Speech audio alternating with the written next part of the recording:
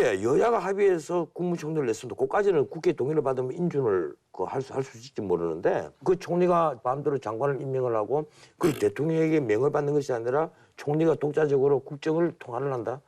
그 헌법 위반이잖아요. 아니요. 헌법에 적혀가 있는 조문 자체를 위반하는 거예요. 아니요. 제가 해석하는 거는 달라요. 왜냐하면 우선 이제 아까 제가 대통령이 하야하는 것도 한 방법이라고 말씀드렸는데 왜냐하면 하야를 하게 되면 일종의 비상 상황이 발생을 하는 네네. 거거든요. 그렇게 되면 국무총리가 권한 대행을 하면서 60일 이내에 그거 헌법 되는 거죠. 68조 2항에 따라서 60일 이내에 선거를 해야 돼요. 그러면 이제 호떡집에서 뭐 불난 양상이 될 거예요. 번개불에 콩 튀기듯이 지금 선거를 해야 돼. 재밌잖아요. 사실 뭐 이거 하려면 할 수 있다고 봐요. 근데 꼭 하야해야 된다는 건 아니에요. 왜냐하면 대통령이 하야하지 않고도 실제로 하야를 요구하는 사람들이 바라는 효과를 낼 수 있는 방법이 거국내각이거든. 지금 야당이요 속마음은 하야 바라지 않습니다. 아니 속마음은 차치하고요. 우선 아니 우리가 그 주장의 동기와 진정성은 나중에 따지더라도 우선 그 경우를 검토를 해보자고요. 우선 관련 헌법 조항이 있습니다. 이게 첫째는 헌법 86조 1항에 국무총리는 국회의 동의를 얻어 대통령이 임명한다.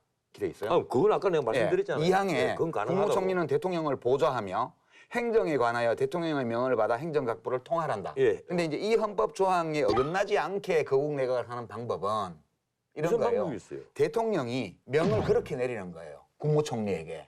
나는 대통령이지만 그리고 모든 법률이라는 건 대통령의 결재가 있어야 서명이 있어야 발효가 되고 하지만 모든 권한을 총리를 믿고 맡길 테니까 당신이 판단하는 대로 하고 나한테 보고만 해주라. 라고 대통령이 명을 해요. 아니죠. 그건요. 왜요?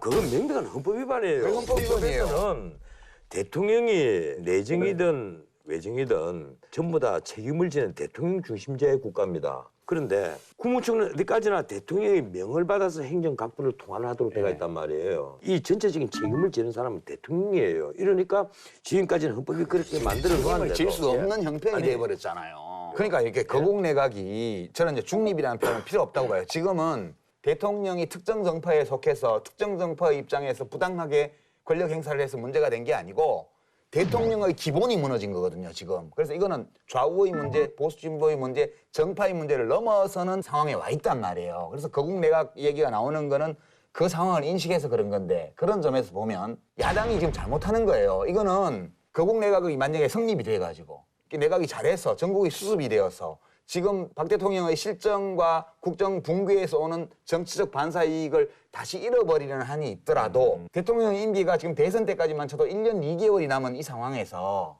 대통령이 권한 행사를 사실상 정치적으로 할 수 없는 불능 상태에 빠져 있는 이걸 방치하자는 말이에요.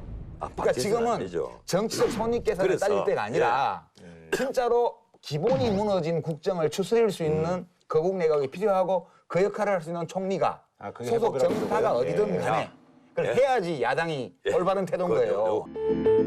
다채로운 즐거움 JTBC